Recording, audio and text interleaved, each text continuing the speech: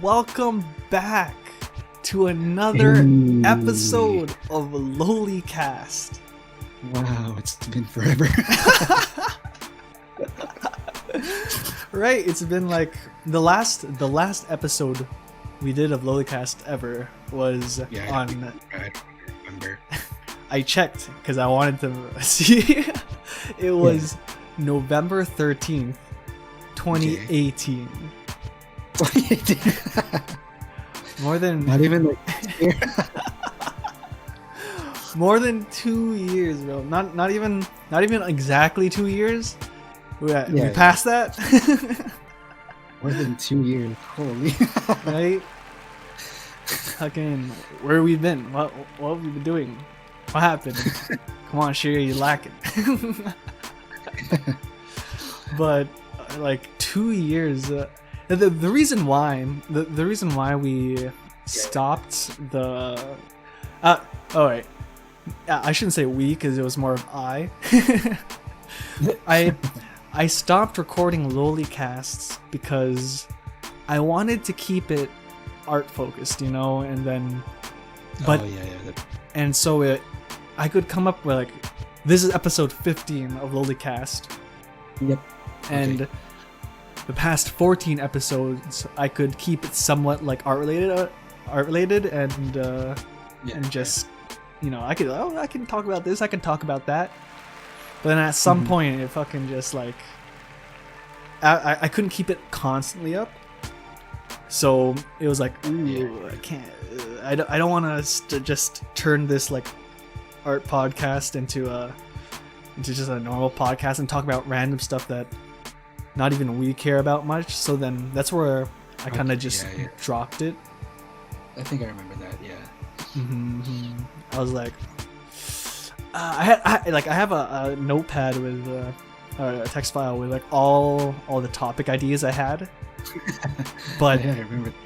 But it wasn't enough to like make a full episode, or because it was like we could talk about this for like 5 minutes and that's it. Then we would need to just start combining random topics together to make it last more than like 1 second. And it would have been like the most random shit. It's like, oh, let's talk about fucking what did you do at the age of 10? Whoa, fucking what was the first time you started masturbating? It's like, what the fuck? It's like that's not what this podcast is about.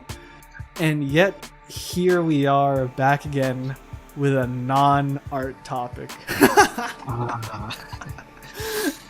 How we like it. Right? I'm a hypocrite and I go against my own words because I was like, man, we haven't done a LoliCast in a while, and those are just fun. You can just talk about whatever. So it's whatever. So before we get onto our like actual topic for this episode, just give us like a quick recap of what you've been up to these past more than 2 years. Just a super quick summary. Past 2 years since the last episode. Yeah. I'm trying to remember what I did in like 2018. I can't remember at all. Then the beginning of 2019. I don't know. I can't. What did I do? For you, all that I can remember is at some point you got that warehouse job. See, that's the problem. I can't remember anything until the ending part of 2019, and that's when I got a job. And so I got a okay. Before that, I can say that I don't know if it matters or it's whatever, bro. Fucking 2019, I was fucking.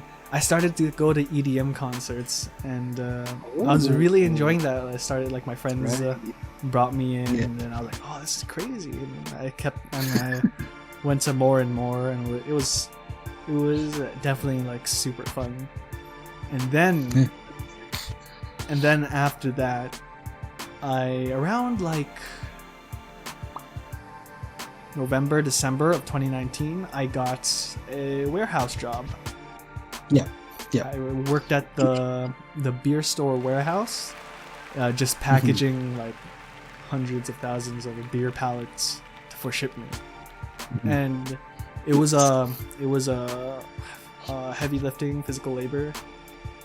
And here's the thing, I fucking like I'm an introvert and have like social anxiety, but when I'm given a task, I want to be like, oh man, I want to make a good impression. I don't want them to be like, well, who's this bean Shira who thinks he can just get a job here and fucking just be a fucking loser and not pull his end of the work. And I was like, I gotta impress them.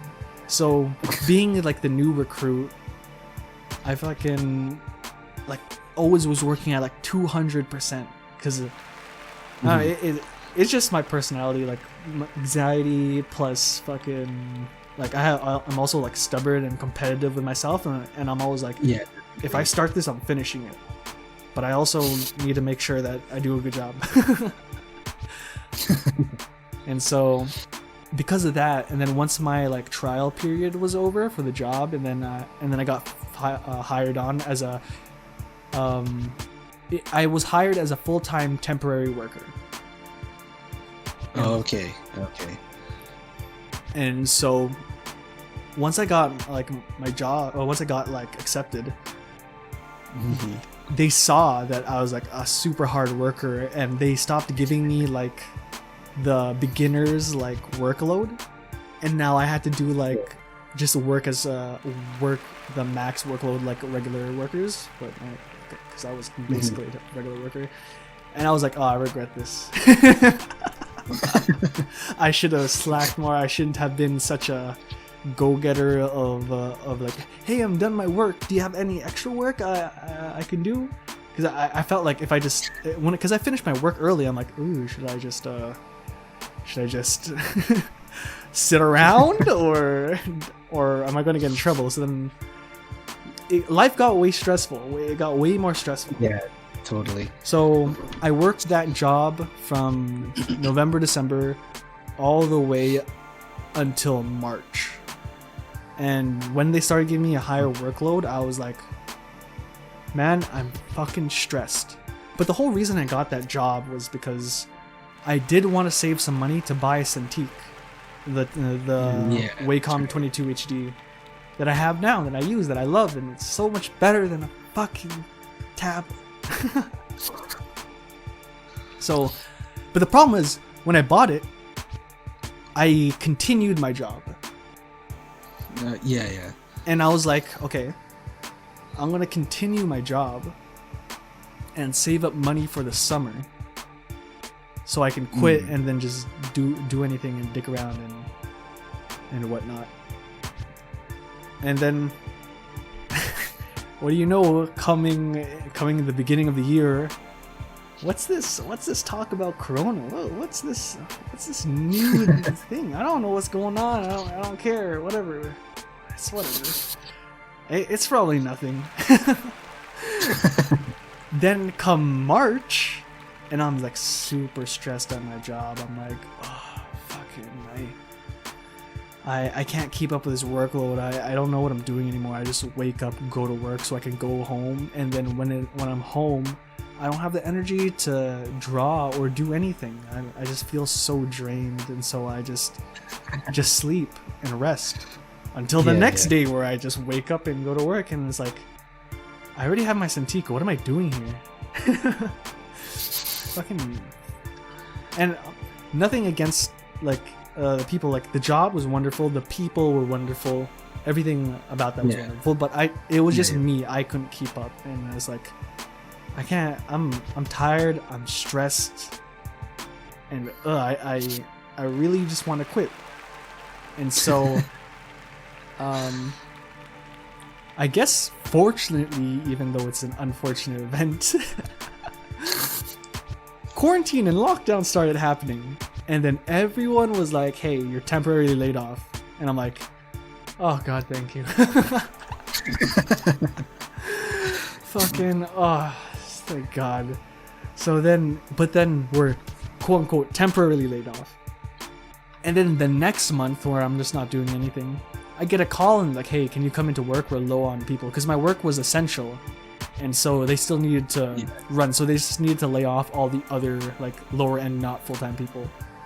But then they needed extra work, and they called me in, and I was like, it's been a month. I guess I can try it out. Bro, in that month, I turned into a fucking vegetable. I was so just unhealthy, unfit. And the problem is that they got in so much people because they were so behind on everything, and the workload was like a crazy amount, and everything was so just chaotic. Like no, like all stations and like machinery was taken, so we had to like wait to take turns. Everything was unorganized. Their fucking system was down, and we just had to like if you can't find it, go check can't find this beer that was supposed to be in aisle 17, check every aisle. It's like, holy shit, bro. So after I finished that day, my boss was like, hey, do you want to come in for the rest of the week? And I was like, nah. Nah. And at that point I was like, I can't do this anymore. So I used that excuse of quarantine and whatnot to quit my job. I emailed my boss and I was like, hey, blah blah, sorry, I have to quit. I don't want to come in person because I don't want to risk the spread. I also like want to keep like my home and family safe since I'm living with my grandparents. I just threw in all the shit I could to make it seem like I don't want to work anymore, because I didn't want to work anymore. So COVID gave me a way out. So I was like, yeah. And then after that, I started drawing and streaming more, and I was like, oh wow, this is fun. This is great. I fucking love this. And then as the year went, I started to push myself more artistically, and I ranted for a long time, but that was my that was my stressful how I got into a job, got what I wanted, couldn't get out, and then I used COVID as a way out. That's what I've been doing for the last 2 years. Yo, that's sick. Those jokes, yo. How have you been for the last 2 years? Man, freaking November 2018.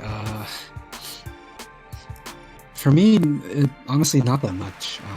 Like I haven't been up to much. Just keeping up with my drawing and music stuff.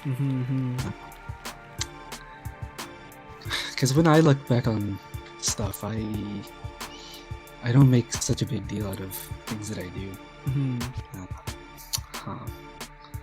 Honestly, the biggest thing for me the last 2 years is I started watching anime. So now I'm a giant weeb. Damn. What else? Also, actually, I think the last 2 years, that was actually when I started actually like collecting anime, like physically. Ooh. Because the summer of 2019, I think. It's kind of a long story, but I'll try to summarize it. So my parents have been trying to get me on like this disability payment thing, because like it's hard for me to get a job because of my medical condition. Yeah.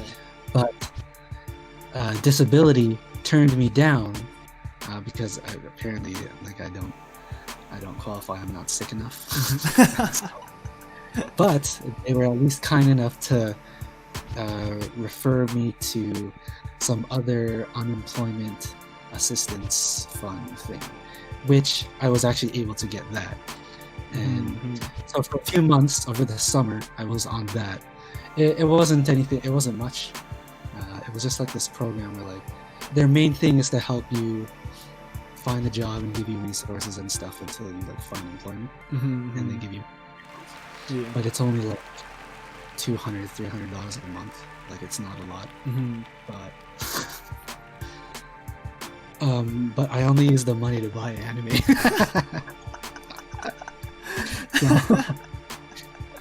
So for those who are listening and were wondering how I have so much, that's how I have so much anime.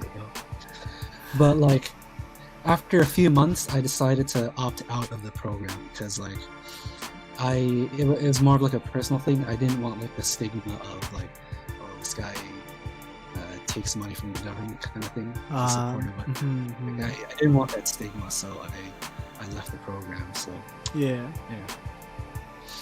at least I got like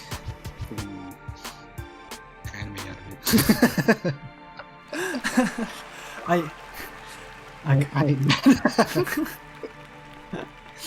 I kind of had something similar too, because when COVID was starting and happening, that's when they started rolling in Canada started rolling out like EI and CERB. That's right, yeah. And I applied, but I only got accepted because I was running the job, right? And but even when I was running the job, I was quote unquote again temporarily laid off, which is a type of laid off, and I was like, and I was getting paid for that, and I was like, but they ask you like, are you still physically fit for work, and then it's also because they called me in and they said I'm technically temporarily laid off, but they're still calling me in and they'll still pay me for my time. But I declined to come in, and so does that mean that I decided not to come in? And so it was just more like a moral question in my head, like, do I want to do this? I don't want to say that. Yeah, they laid me off and they won't let me work even though I'm physically fit. But they've called me in and I'm like, I don't want to go to work. And so I was like, yeah, I'm just gonna not. I'm gonna stop taking EI, and I'm gonna quit my job too. So yeah, I was like, yeah, fuck that. Yeah. Okay, so let's actually rewind a bit. So beginning of 2020, so this is even before like the pandemic even happened. What were your plans for 2020? It's a new decade, yo. 2020, it's a big number. It's a big deal. So, well, what did you personally have planned for 2020? What was your New Year's resolution then? 2020, well, I'll say like mid 2019, I was thinking about getting a job, but 2020 I really did want to make like merch, and I said this also at like 2018. Like, I want to make merch. I want to go sell my shit at like cons and you had been talking for a long time. And go to like Anime North and open a booth and just general stuff like that. Even just the general thing of I want to push myself as an artist. You know, I want to be better than last year's me as an artist. And so those are nothing really big planned. It was mostly just that kind of stuff. Like, just I want to be better than I am right now. That's my goal. Yeah, nothing like big and like personal. Yeah. What about you? What was your plans heading into 2020? What was your dreams and aspirations you wanted to achieve? I feel like it was a bit of the same too, because I did also kind of want to make merch because the main goal was to like get a table at a con. That was like my main thing. Yeah. And then I also had like an idea of making my own like card game or like a trading card game kind of thing. Nice. What else? And then other than that, just keep up with my drawings and music stuff or whatever. Same as you. Not really like big plans, but some like art aspirations, but nothing too major. Yeah. For me. Nothing like super huge. Okay, so now So we had our 2020 kind of a bit planned out, and then like how did that change as like the year went on? So like the pandemic happened around like February, March, I think. Yeah, something like that. February was like when like there was like a bit of talk about it. It's like, oh, something like, at least from where I was, there was like some murmurs. But I think it was March was when like the quarantine like really started to happen, like the lockdowns. So yeah, around March, like what were you like up to then, and like how did it impact you? Like I said, March was when I was working, and Oh, that's right. Yeah. and I really didn't want to work. So if anything, it impacted me in a good way, so I could get out of work with a 100% foolproof excuse of like, COVID, no thank you, I'm not gonna go to work anymore, sorry, I'm out. Peace. It's so joke. Like when the lockdowns happened, like people were like really messed up about losing their jobs, right? And then here you are, it's like, yo, I get to leave work, let's go.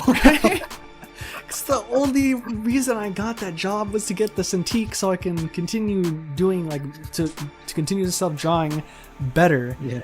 And the problem was I stuck with that, and I was like, oh shit, fucking I have my Cintiq. What am I gonna do now? I wanna get out of here. But then I was like, oh my god, I guess I'll stick for a bit more, so then my resume looks better. I'll save money for summer. Do all that stupid shit. Even though I really didn't want to, I was like, that was my mindset. Like, okay, I might as well. I'm gonna fucking stick a while against my better judgment. And that really sucked, I guess, because when I did get my Cintiq, and I got it around like February, March, I think, or maybe January, sometime around that, and I tried, and I was drawing for a bit, and I was like, man, this is so good, this is so fun, a Cintiq, whoa, drawing again? I forgot the fun of drawing. And then I only did it for like a couple days, because then I had to go back to work, and then I was back to the normal routine, and I just didn't have energy to draw, and I was like, fucking hell, bro. I have to do this till summer. But that's how quarantine affected me. It gave me a way out. How about you? How did the quarantine start affecting you in your everyday life? So for me and my family, because every winter, my parents and I actually like escape Canada, and we just stay at our place in Florida for like 4 months, because we don't like the winter. I can't stand the cold.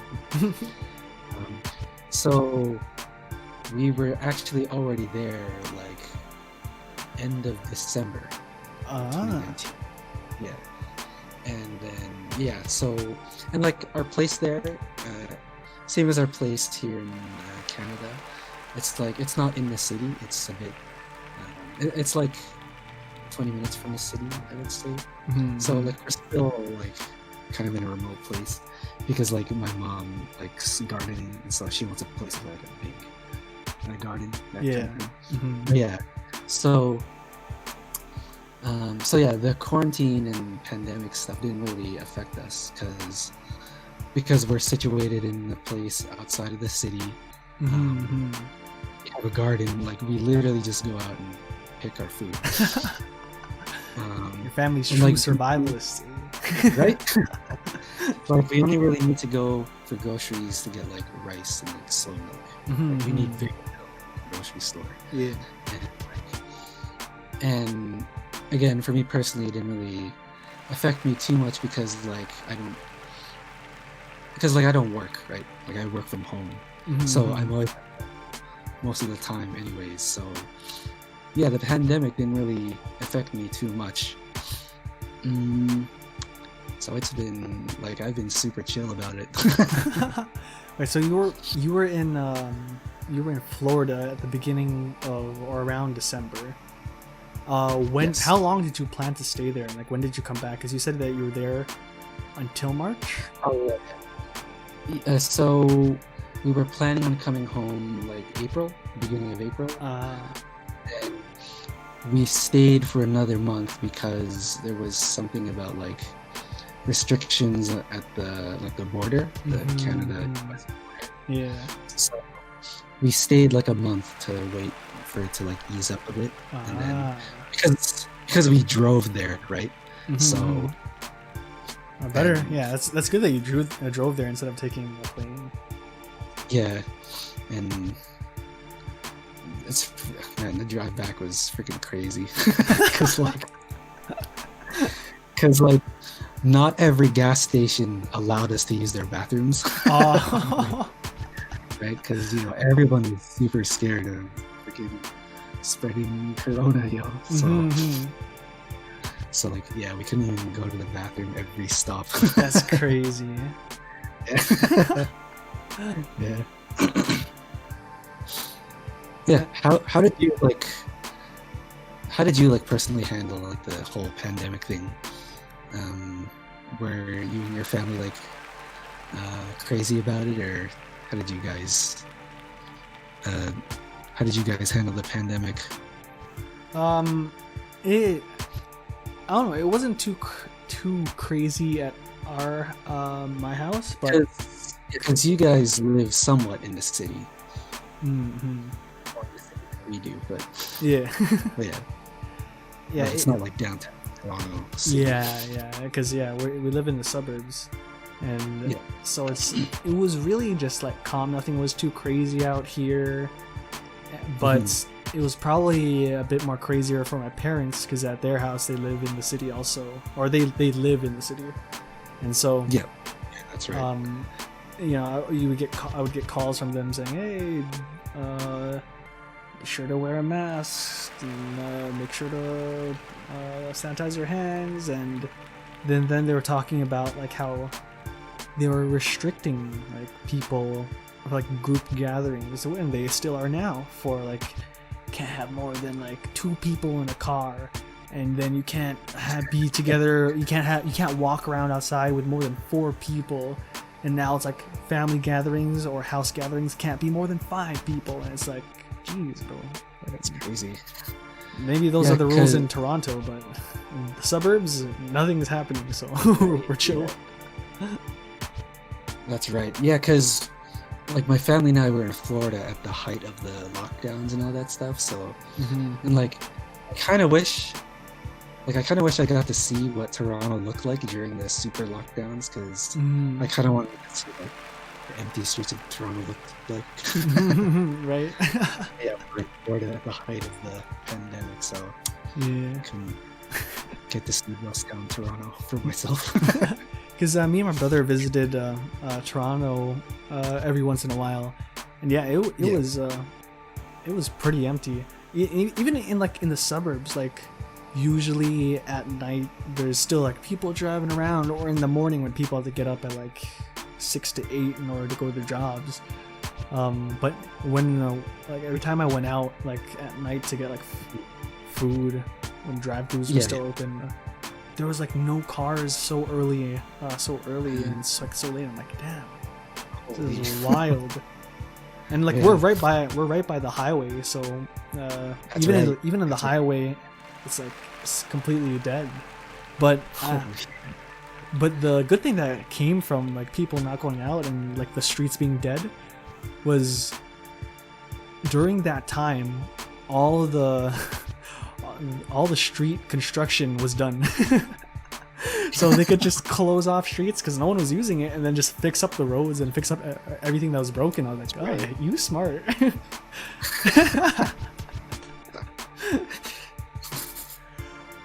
But midway through the year, like this is still like into quarantine, say like June, July, maybe even like a 1 month back, everything, or not everything, but a lot of stores like closed, but then a lot of them also went like bankrupt. Like people were like filing for bankruptcy. Like I heard like a lot of the theaters did too.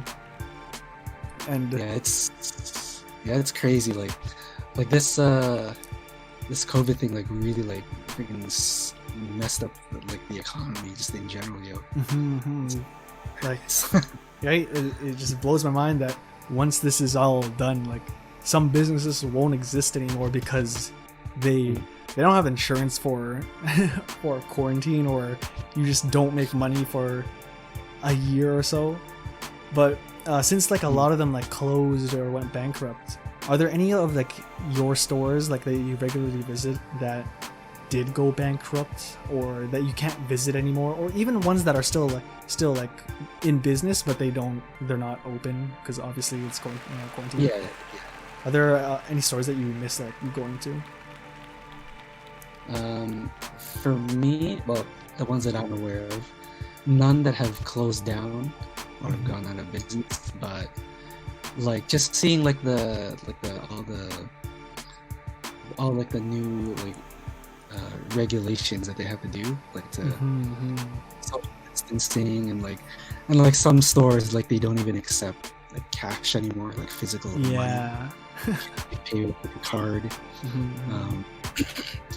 The biggest one for me is like there's this CD store that I used to go to a lot, because like I would go there to trade in like my old DVDs and CDs and stuff. And like the way that they trade in stuff now is completely different, because like you have to leave your stuff with them for like a few days and then come back to see if like they'll take stuff. Damn. Like and so like it's just a lot more inconvenient now.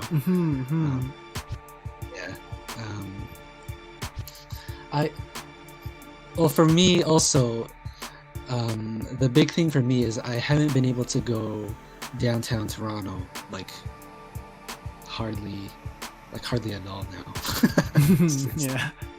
Since this whole pandemic, because like as much as my lifestyle is just like at home, or like working at home or whatever, I like to go out like every few weeks. My favorite thing to do is just go downtown Toronto and just walk around, visit like my like 3 favorite stores there. Like my dirty Chinese food. Like I haven't been able to do any of that since this pandemic. Like, I've maybe visited Toronto once this entire year. Like usually I would go like every other week. So that's like the biggest thing for me. What about you? Because we visit Toronto here and there. Not right, but yeah. So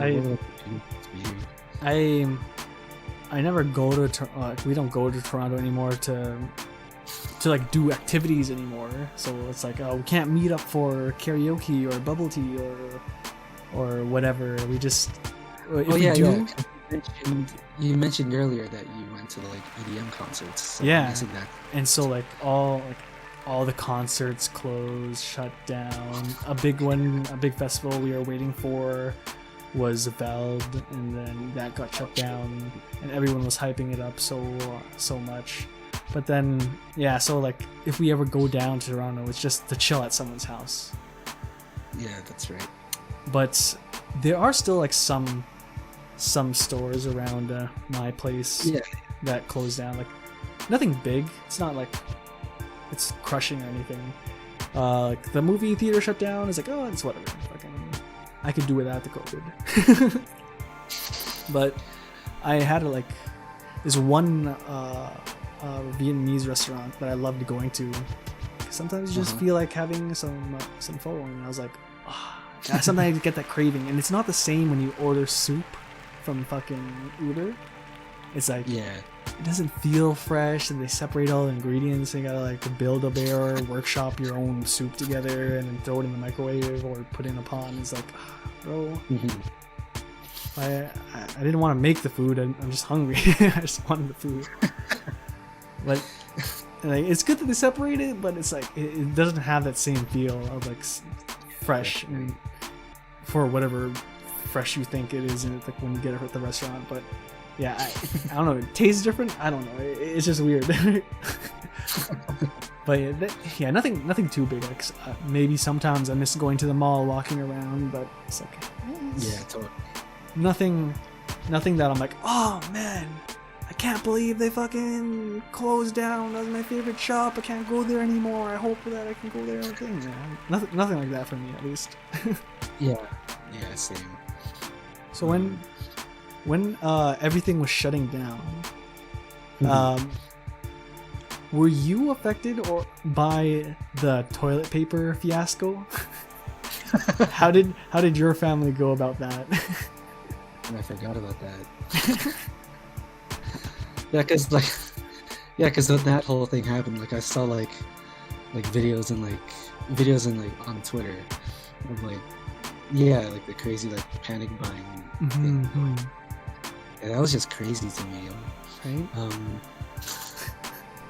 For us, I remember there was this one morning where my dad went to get groceries. Like this was before breakfast, right? Yeah. And then like my mom and I were ready to have breakfast, but then we were waiting for my dad to come back before we started eating. Yeah. It's like, yo, it's taking you so long. And then like he came back at around like 11. Usually we would be eating by like 9. Jeez. 10 at the latest. Mm-hmm. And like when he got back, my dad was just like, yeah, I had to go to like 5 different Walmarts to get toilet paper. Damn. What the heck? How much toilet paper did he get? He just got like one like package, like normal amounts. He didn't get like friggin' like why do people friggin' need like 10 Right. packages? You know, like what are you doing? Right. And then like I almost didn't believe it, but then like the next week, like I went with my dad to get groceries, and like the Walmart there that we went to, there was literally no toilet paper. Like what the heck? It's like, huh? Why aren't people panic buying food? Why toilet paper of all things? Because you can use toilet paper, and if the push comes to shove, you can eat toilet paper. Just think of it like a fruit by the foot, you know? Right. Yeah. So like at first I didn't believe it. It's like what are these crazy people doing? And then like when I went to the Walmart and saw it myself, it's like, oh, that's a big deal. Yeah. When I saw that, I was like, are these people dumb? Just what are you doing? Wiping your whole ass with a whole fucking whole roll, bro? You don't know how to section off your toilet paper? And so I didn't care and I didn't do anything. But since my parents in the city care,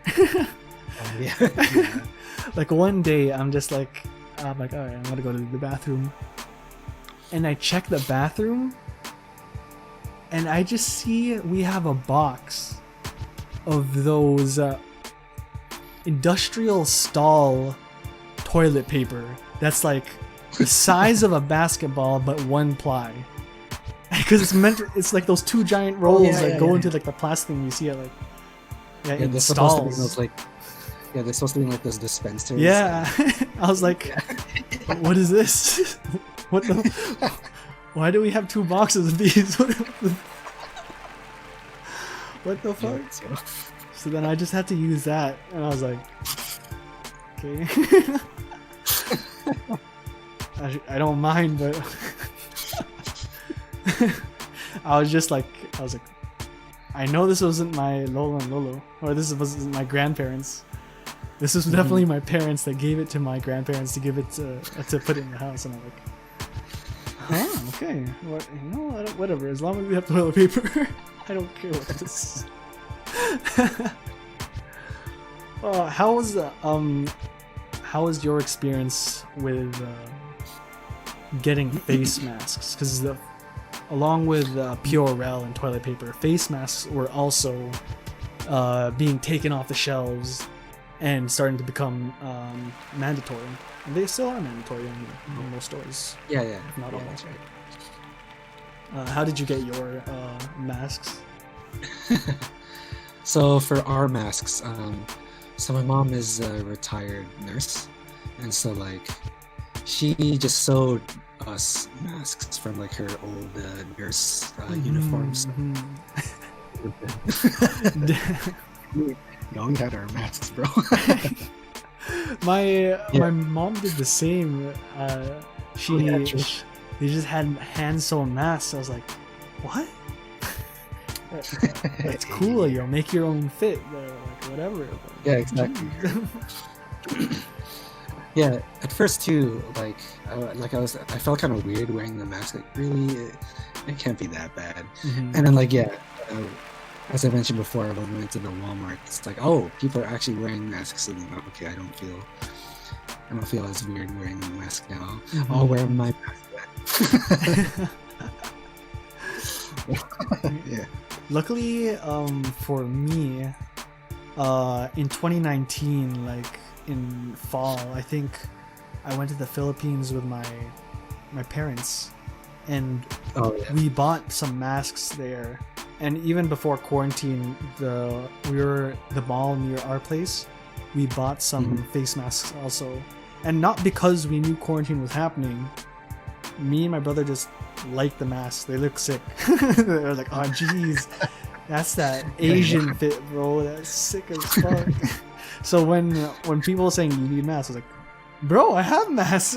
Say less, bro. I have some sick looking masks, bro.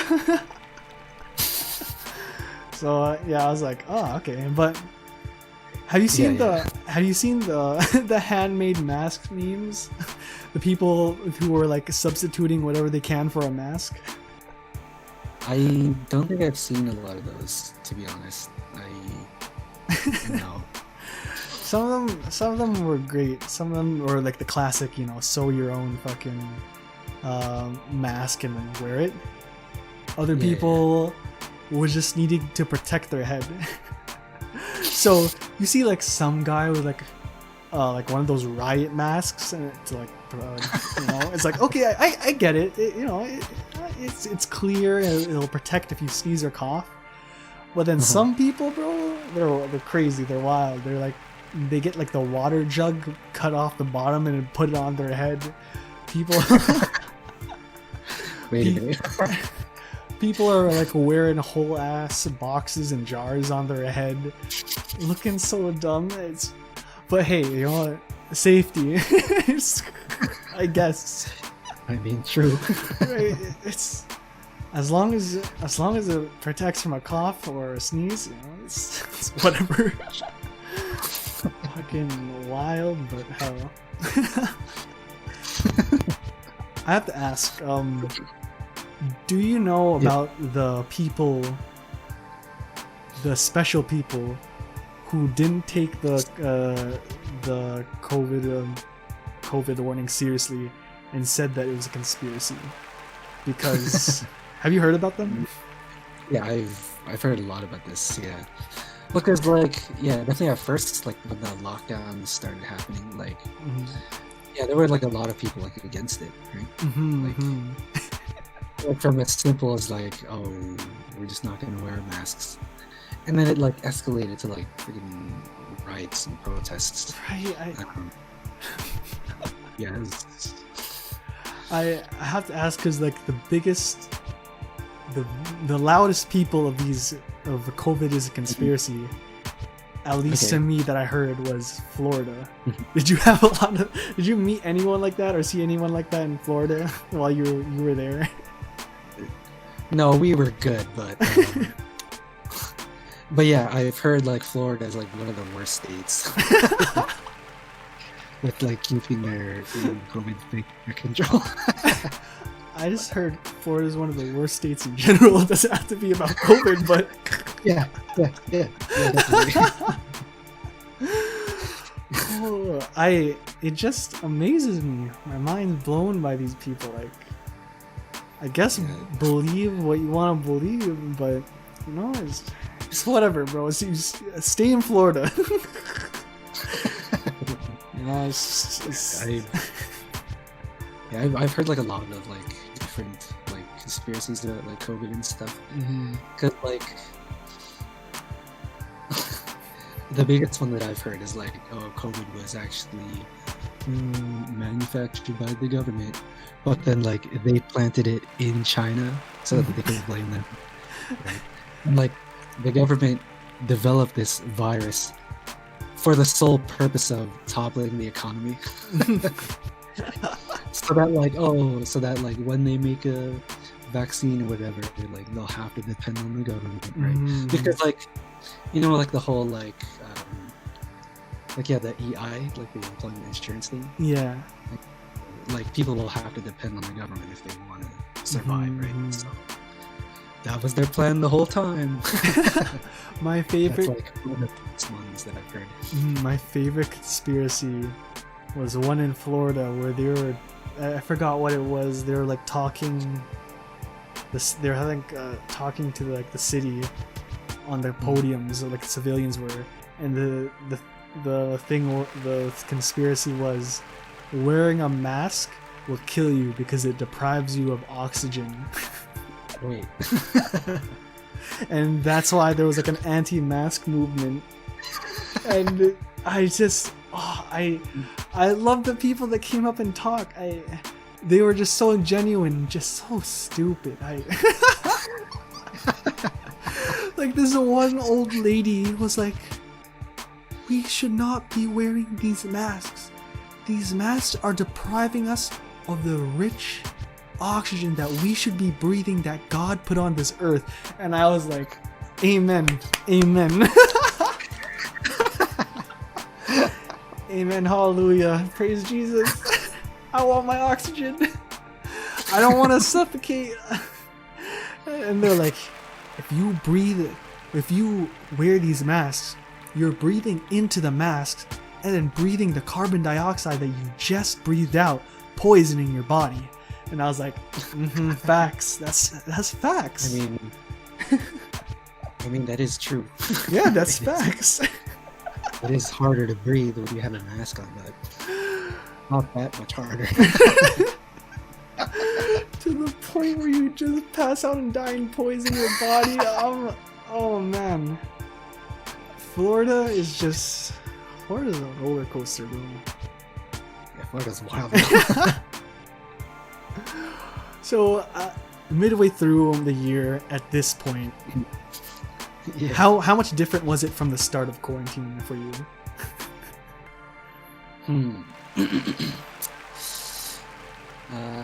Again, it's mainly just like spending even more time at home than I usually would. Because, again, the main thing that I miss is just like being able to go out and just walk around downtown.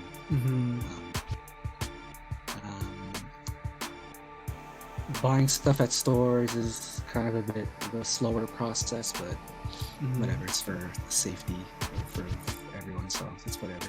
Yeah. I don't mind. Yeah, other than that, like, this whole COVID thing hasn't really been affecting me at all. Nice. Too much. I guess, like, the other big thing is that, like, we have church on, like, Zoom now. You don't meet physically at church. That still blows my mind when you tell me that. It's like, sorry, I have to go to church on the Zoom call. Right. Bro, just don't. Half the time, I'm like, it's on my phone. Yeah, it's fun. Like it's a nice way to break up the monotony of freaking just being on my computer literally all week. Just being on a different computer for church. So it's not that much different, but yeah, it's okay. Do you, after like the sermon, do your parents and like everyone still chill on the Zoom call for like potluck or just to socialize with like the others? Oh no. We just have like lunch on our own. Nice. So like by 1:30, like where the main program is usually done. So it's just like, all right, Hi everyone, thanks for the churches, happy Sabbath, and then we just eat lunch. Nice. Yeah, it's yeah. Like if anything, church now is a lot shorter because like before, like my parents and I, we would be like the first ones at the church because we would be the ones to open up the building and stuff like that and set up.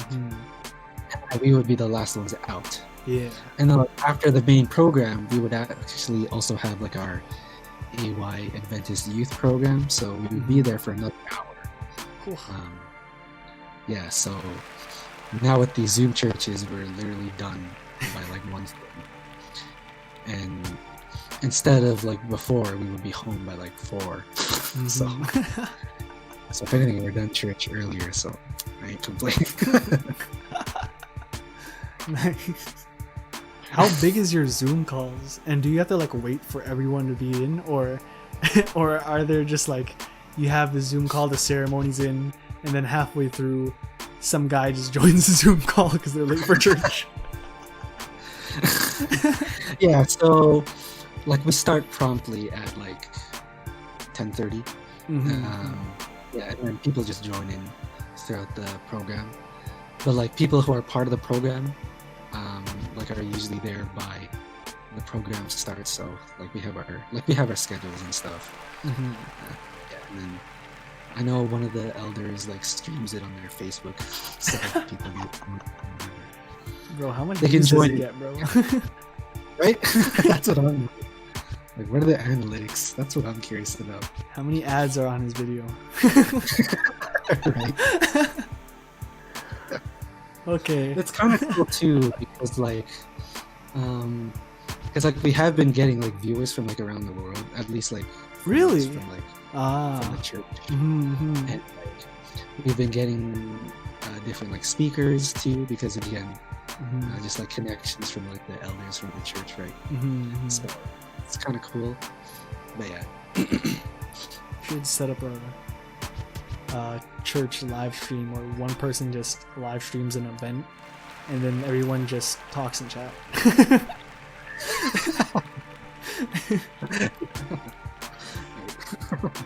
All right.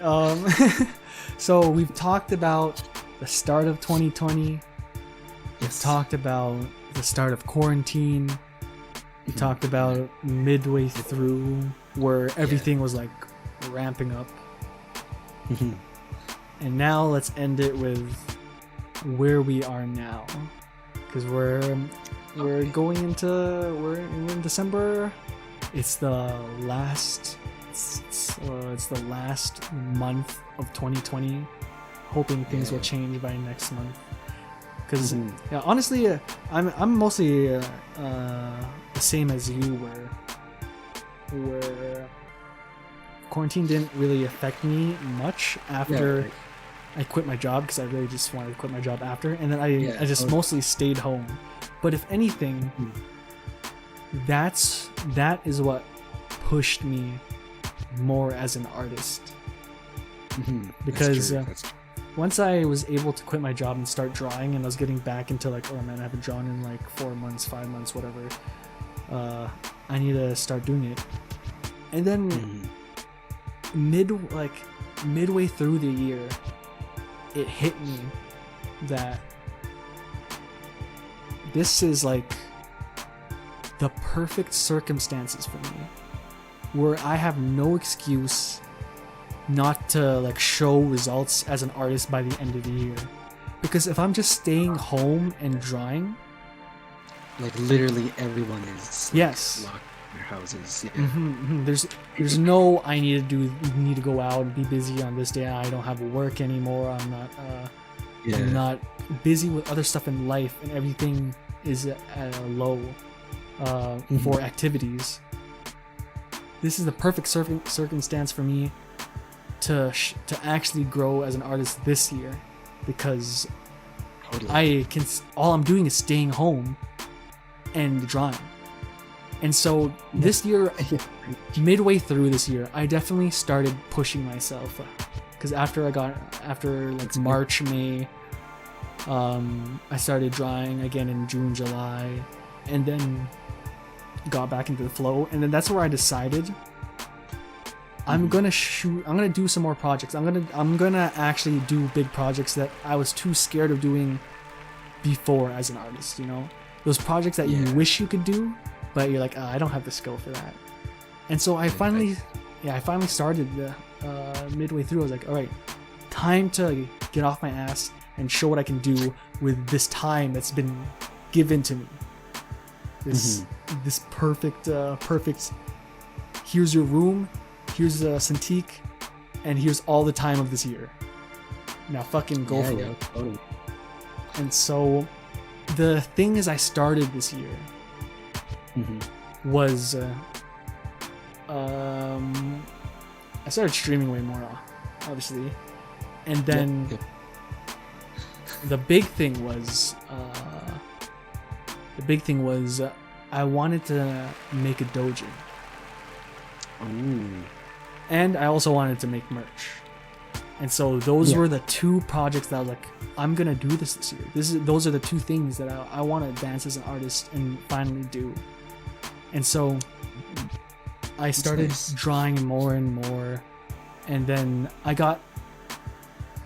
want to say I got like, currently right now, I'm nowhere close to finishing the doujin. Okay, so.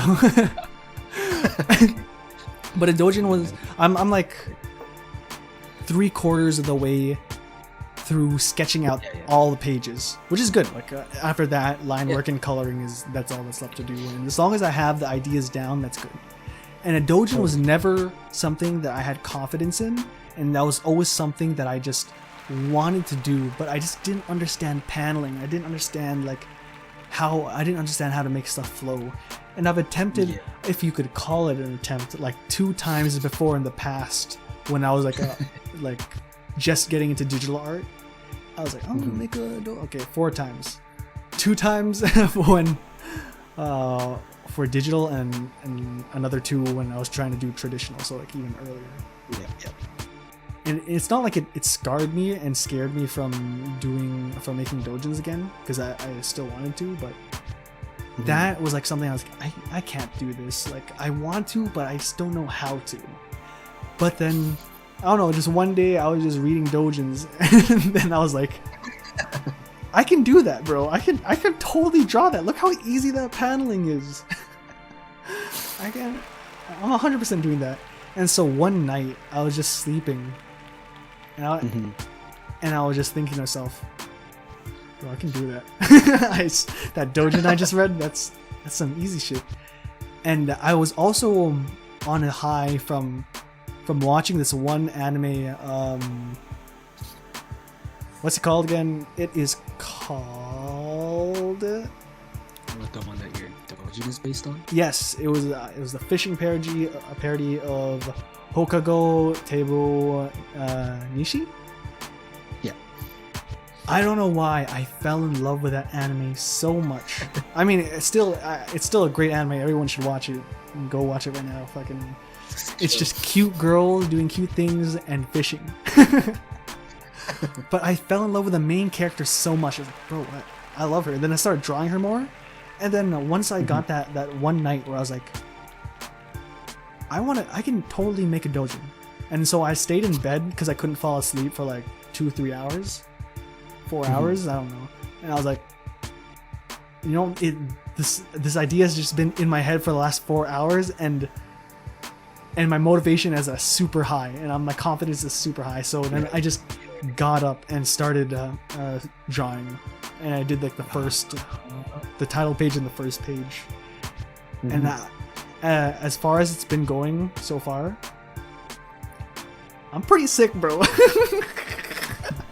I just learned through experience, trial by fire, and I knew that's what I had to do from the very beginning, but I was just too scared to. But again, you always hear the people say the hardest part is the first step. As much as it's oversaid, it applies in so many things, and this is one of them where it's like, I told myself I didn't want to be scared anymore. I didn't want to be scared of of art, or like projects that I want to pursue, that I want to do, but always just turn away and be like, oh, it's too hard, I don't know if I'm ready yet. Bro, I've been too scared of too many things, too many art things for all my life. And I don't want to wait till I'm like 70 years old to be like, all right, I think I'm ready to take it on. I wanna do all the fun stuff now. I wanna fucking try everything. And so on that like month when I started drawing the doujin, I was on a roll. I got currently I have like eight pages done. Yeah, I currently have like 8 pages done. Yeah. And I was like, but when I reached around like the 7th, 8th page, that's when I was like, you know what I don't want to be scared of anymore? Making merch. And so I took on this other project also of, and I've talked about it on other streams and like other places on the Discord. I wanted to make hoodies and shirts with designs on them. And so I started doing that. But that took so much more of my attention that it had to put my doujin on hold. That's why I only have 8 pages done. Honestly, I could have had the whole thing sketched out if I just drew every night, but once I started the shirt designs, Yep. everything just became 1,000 times more stressful. So Okay. last month, so it's right now it's December 2nd. Last month, for all of November, I had the designs done, and then I had to like contact like, hey, can you print like 200 of this print and this and that, and then I have to keep going back and forth. And every single one of them, not every single, like 90% of them, just I never got a response from. And it's probably because like if you don't order a certain amount of clothing, then they don't really care, or they just don't do it, or they put it as the lowest priority. Bro, I was gonna order like 200 prints or 200 shirts. That's a good amount. What the fuck? So then I was getting more like pissed. I was like, bro, do you want my business or not? Fucking, I'm trying to make this stuff. And then so like for a good like 2 weeks, I was trying to like contact people just to print these and have it delivered, because I just wanted, I wanted to try everything. I wanted to like, oh, okay, now I want to make merch. Now I want to make a doujin. And so this was like I want to do this. And then my parents were like, just make them, they really pushed me to like, no, don't do that anymore. Just make it yourself. And I was like, I really don't want to make it myself. I really want to take the expensive short way, because I just want to try it. I don't want to fucking keep doing like buy like 20 different separate ingredients to make my own shirt and put in like 1,000 times more effort. So, but for like the 2 weeks, my parents like pushed me and then said, okay, just let's research this. And then your parents say that, oh, we're just advising you and guiding you, but they're really pushing you to do it their way. And I'm like, fine, whatever. Fuck, bro. And so I was getting like so much more like stressed out by them pushing me to do this stuff. So then now I had to like find a heat press and then find a place that does custom prints that I can heat press. I also research how to heat press vinyls and all that shit. And it was a big clusterfuck. That's crazy. And then I was like, okay, I finally ordered all my shit. I have all my designs, and then I ordered all my designs. I'm good. All I need to do is wait.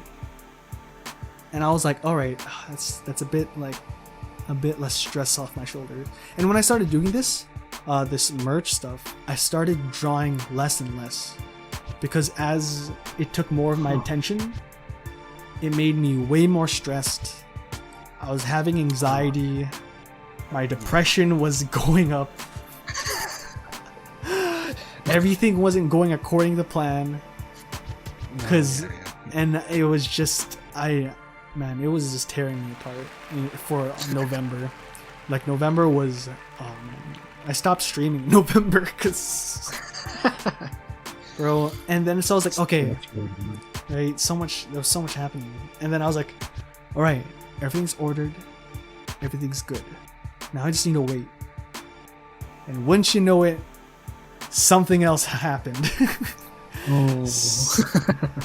Fucking one of my 3 designs that I just asked to get print on the heat transfer vinyls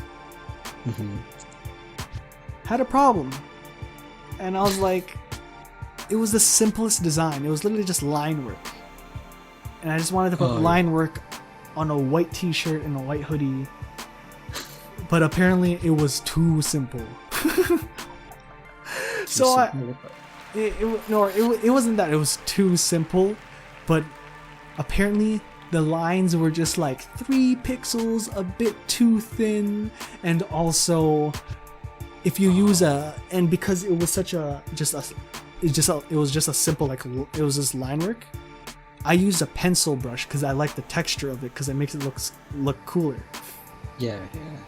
And they're like, but if you use a pencil brush, their printers can't print texture that fine and that small, so it looked all jagged and low res, and I was like, I'm not printing this.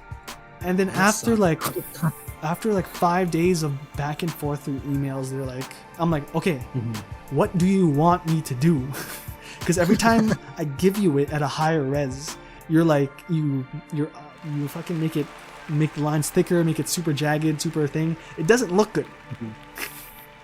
And so they're like, I'm like, okay, if I redo this line work with solid brush and a thicker brush, will this be good?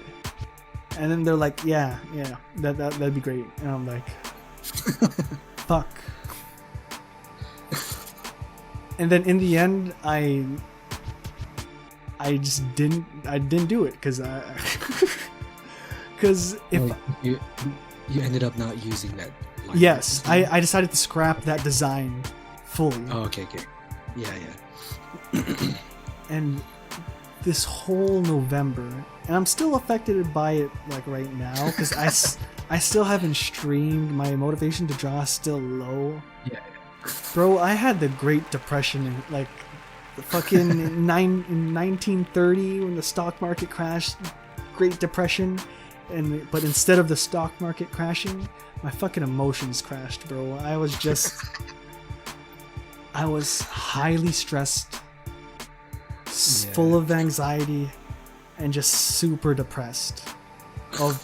This wasn't supposed to turn into a big deal, you know. Like the shirt designs was just supposed to be.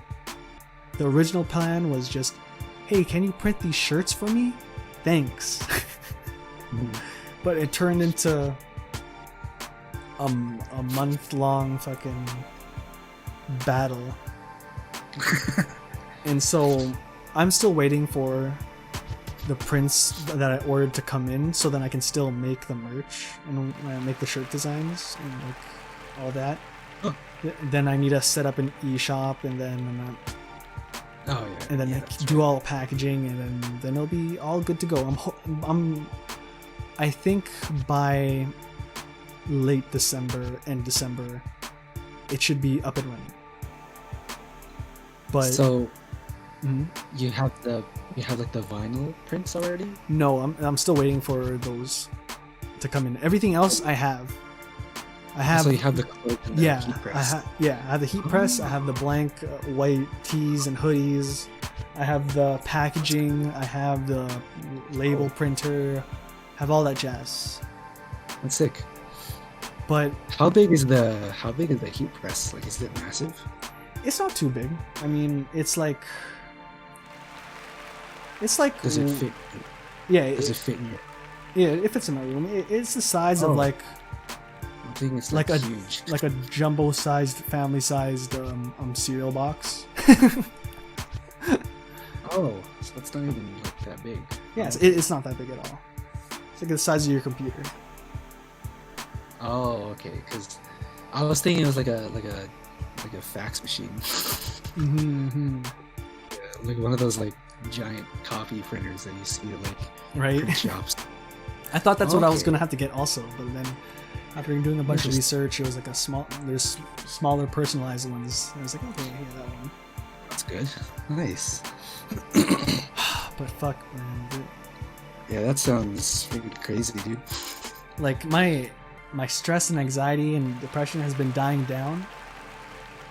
Yeah. But it's still there. I still can't muster the courage to stream.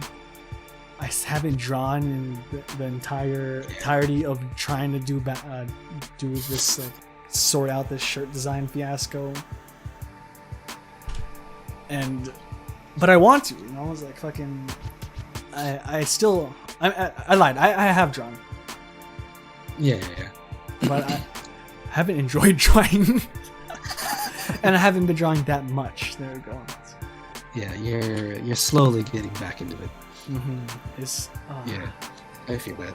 but this is what, like, even though I'm like going through like all of this, and it's like fucking, this is the results that I'm chasing for. This is the stuff that will show that I didn't waste 2020. I didn't waste this time given to me that's just perfect for draw at home and make something of yourself. Make something of yourself as an artist. And absolutely. Like, I've been rushing this. I've been trying to like rush this shirt design stuff because I wanted to get it out and up by December, and not for any reason, but for a personal goal, to give myself a deadline, so it's not like I cruise through this and just takes super long. But fuck, I'm glad that I started this Dojin, and I'm still. I think I'll finish it by December, February. But yeah, it's sick. But clothing should be good. The shirt design should be good by like around the beginning of January. But I'm glad this is my results, and that I'm finally doing bigger projects and projects that I've been scared about. But it is hard. It is a struggle. Yeah, absolutely. I mean, like any project worth doing will take a lot of effort and will inevitably come with like things that you didn't plan on happening, right? You just gotta face them head on and adapt, right? Overcome. I just need to be like Bear Grylls. Fucking. I'm slowly getting back into being more social. I've just been like kind of ghosting Discord and Twitter. Just being alone in my room is sad, but I'm slowly coming out of my shell again and be like, oh hey, I'm here. That's something I want to work on, just being more social. I was already like really quiet and not very talkative, and this entire 2020 debacle just shut me right up. So I don't care about talking to people. I just don't care for talking to people anymore. So that. But I am glad that I can definitely say with confidence that I have grown as an artist this year. That's and good. Yeah. I definitely can tackle these old and new projects that I've always wanted to do, that I was either too afraid of or I thought it wasn't worth the time to do. That's good, yeah. Right? But that's where I am currently in 2020, heading into the end of it. How are you? How are you present time now? How my 2020 has shaped. Again, I feel like it's just I haven't been drawing too much. Just mostly this year I've been mostly focusing on like music stuff. But I feel like I've kind of hit like a wall, or like, I don't want to say my peak, like a plateau. It's more like like I don't feel as inspired to make mashups anymore. I feel like the struggle isn't worth the creative payoff. Yeah. Now, like recently, so after this month, I'm actually going to be super slowing down on mashup stuff, and yeah, as you said, I want to start also tackling art projects too. Nice. So, as I mentioned earlier in the podcast, I want to go back to that card game. I still would love to do that. If anything, that's probably the project I want to start with, because I feel like it'd be much more manageable than like a comic series. Yeah. I need to find like smaller projects, and then set goals and deadlines to get them done. So yeah, totally. Finishing this month or this year off with some mashups, and then once January comes around, I'm gonna be switching to art also. Nice. Because like lately, like these past maybe like since November, I've kind of been having like a super existential crisis. Because next January, like it'll be my birthday next month. I'm hitting a new milestone in my I'm hitting a new freaking decade of my life, and it's kind of scaring me. It's kind of looking back at what I've done. I just feel like I haven't really done much. So, so 2021 will be the year of maybe doing stuff.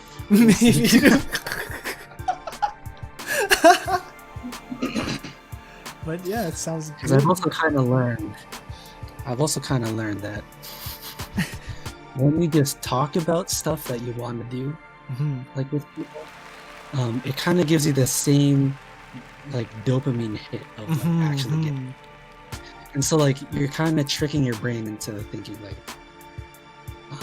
that like you kind of did it basically, because like, it feels satisfying just telling people what you want to do as it is actually achieving it. So if anything, 2021 will be the year that I just don't tell anyone about stuff I'm working on. Yeah, I heard that too. I heard that from Psychic Pebbles on one of his like he was a guest on a podcast. Yeah, and he said the exact same thing, was don't tell anyone anything that you're working on, because you're looking for that validation. That's it. Yeah, and then then you trick yourself into saying, next year I'm gonna build an entire collage as big as my house, filled with characters of all the Toho characters and all the Bleach and Naruto characters, all of them. And then it's and then people will be amazed and they'll be like, "Oh my god, that's crazy, nice, yeah, totally, go for it, that's sick." Right. But then you're like, "Oh, they're validating me, that feels good." That's what tricks your brain. It's like the same reason why like when people make New Year's resolutions, why they don't usually pan out, because you get that instant hit of dopamine from just telling people that you want to do this. And another thing too is that when people make New Year's resolutions, because like they usually want to change the most difficult thing about themselves that they want to change, so they're immediately setting the bar really high. Yeah.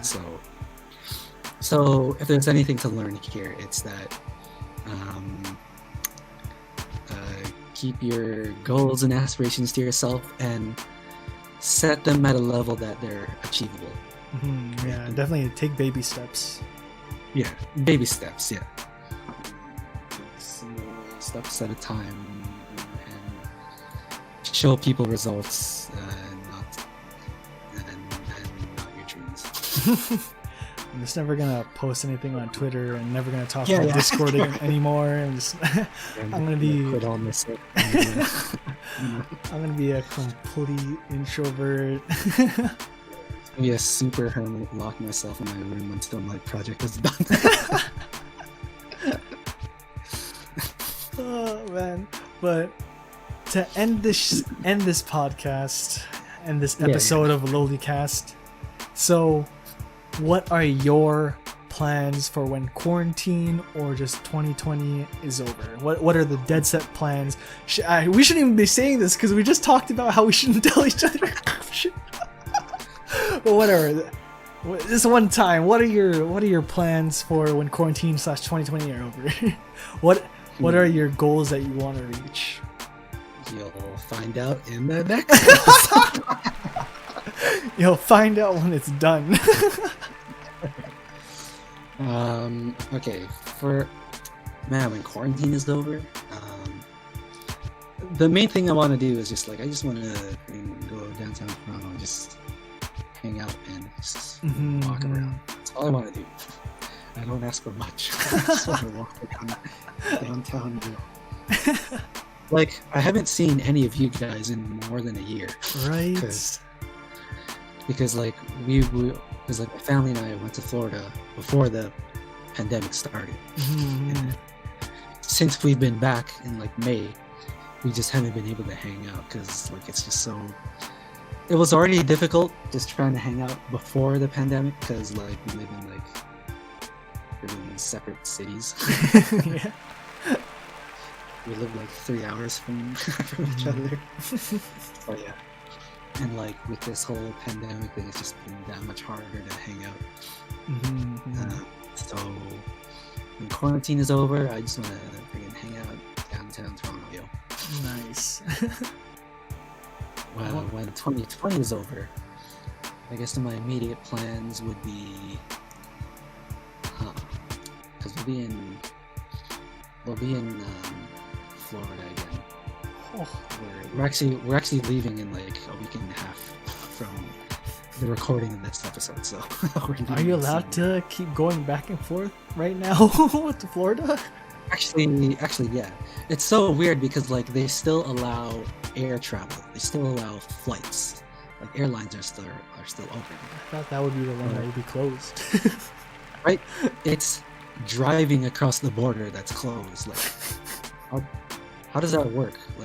It doesn't. Freaking more than right? Because a plane is a really small congested space, and there's more than 50 people.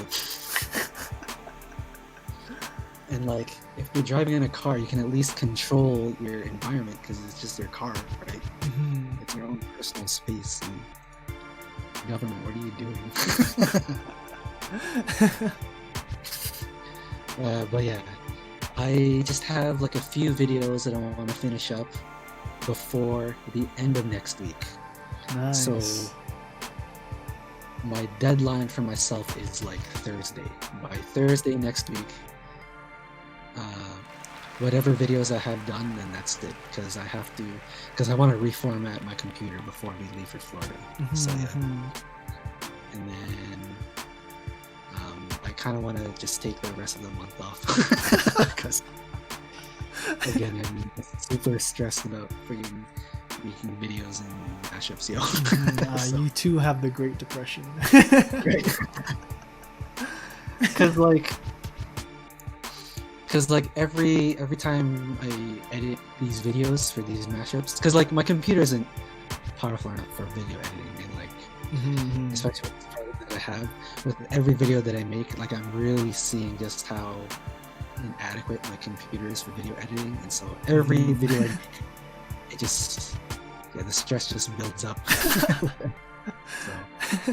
I'm feeling it.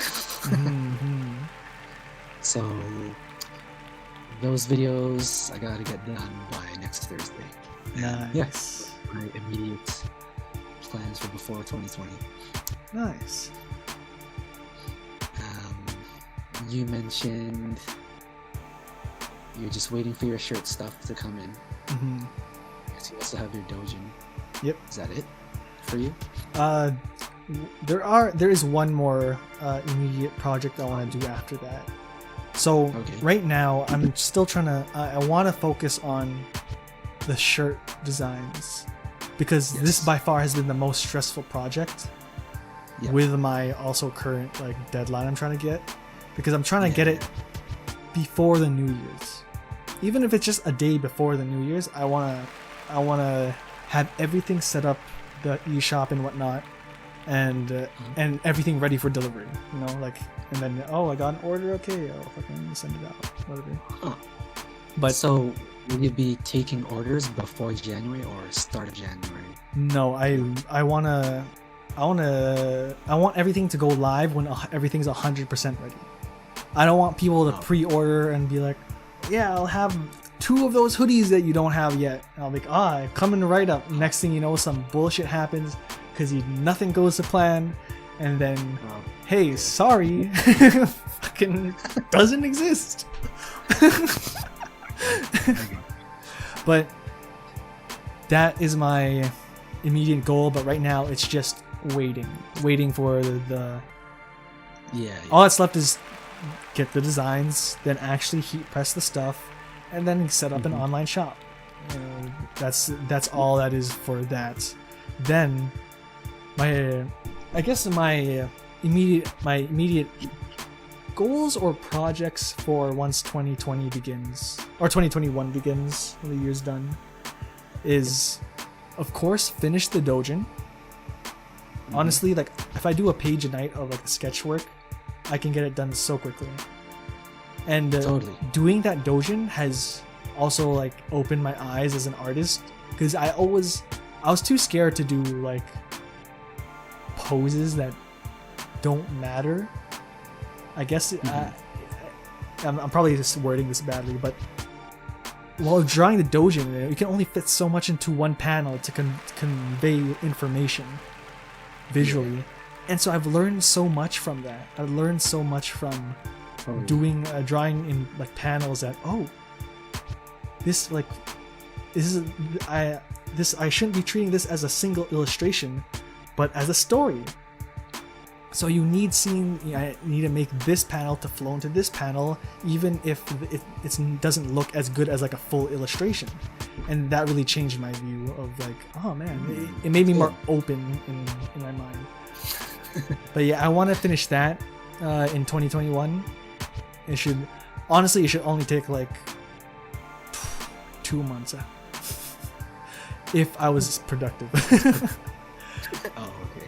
But there is one project I want to see. This is why I stress myself out. I'm just juggling projects because I'm so excited to try like new things and try everything. But honestly, it was just the shirt design thing that spiraled out of control. But the immediate project once in the New Year's, or even I can do it right, I can work on it right now as I wait for the shirt designs, is true. I've been getting into HoloLive a lot. And VTubers. I don't know about you guys, but I fucking love them. And so my immediate project after my shirt designs that I can immediately work on right now is I want to make a live 2D avatar, just to make streaming even more fun, you know?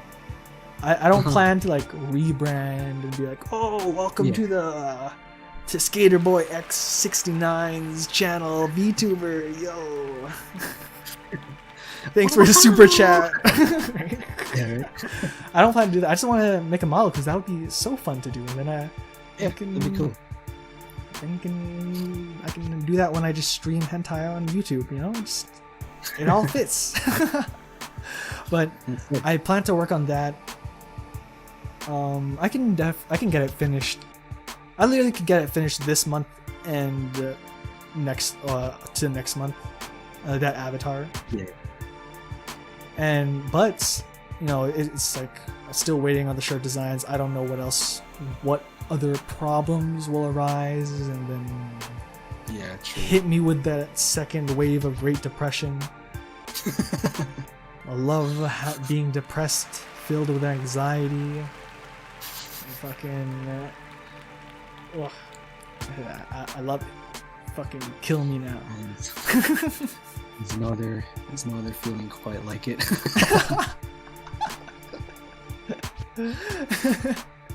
But yes, depression, frustration, anxiety, the unholy trinity. That was my like life in November, and hopefully I'm past that. I'll be tackling these projects now that I'm just praying to God that I'm past like the brunt of the problems of everything. So again, I'm trying to get the shirt designs done before the New Year's. If I really push, I can get the live 2D model by New Year's to January, and then the Dojin can be done by like February, maybe end of February. But those are my immediate projects, plans, and goals. But you know, the plan always is do a bunch of projects, get more well known online as an artist, so you can make a living. You know, so I'm doing this for fun, but also in hopes that I can continue to do this and make a living out of it, especially with the shirt design stuff. You know, now that I own a fucking heat press, I might as well make clothing. Yeah, do it up.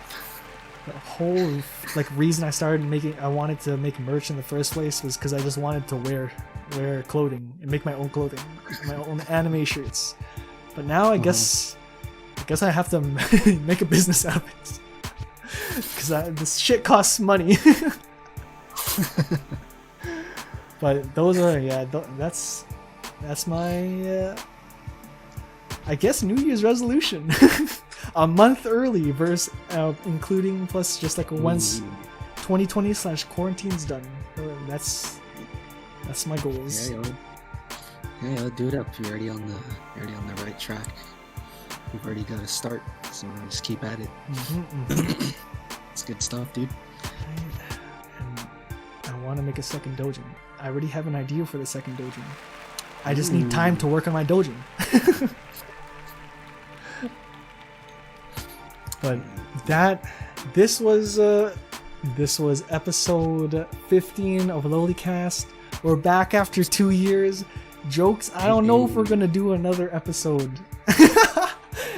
Maybe I'll wait another 2 years. I don't know. I just really wanted to talk about like the 2020 experience for both of us and see how we doing.